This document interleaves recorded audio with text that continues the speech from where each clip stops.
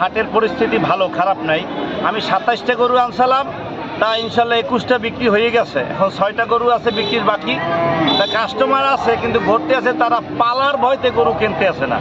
বাজার যে গরুর একদম কম না, কমও না বেশিও না, স্বাভাবিক মতন আছে। দেখা যায় যে 28,000 টাকা 30,000 টাকা কুরবানির গরুর মন পরে কেনা এইরকম।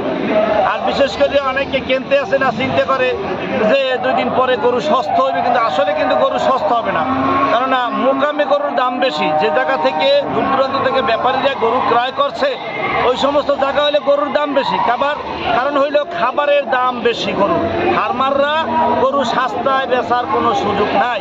তা আমরা ওদিকে থেকে ব্যাপারীরা যেইভাবে কিনে আনছি তা থেকে 2-4-5 হাজার টাকা লাভ পেয়ে আমরাও গরু বিক্রি করে দিচ্ছি।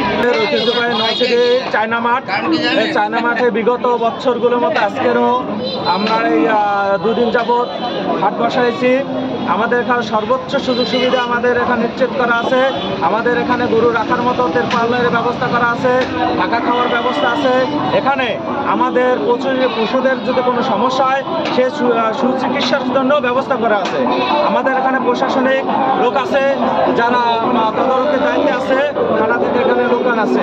এখানে আমাদের পর্যাপ্ত পরিমাণে গরু এবং ছাগল বিক্রি হচ্ছে, গরু ছাগল নিয়ে আসতেছে। অনেকে আমাদের সাথে যোগাযোগ রাখতেছে যে ভাই এখানে কি আমরা বলছি, তারা নিয়ে আসতেছে।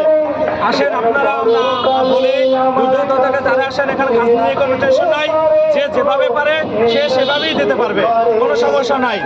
ইনশাল্লাহ আপনারা আসেন, আমরা আশা করি এখানে সবাই ভালো থাকবেন। একটা খাসি কিনেছি, এখন গরু দেখতেছি, দাম স্বাভাবিকই আছে, কিন্তু খুঁজতেছি উন্নত গরু পাইলে কিনব।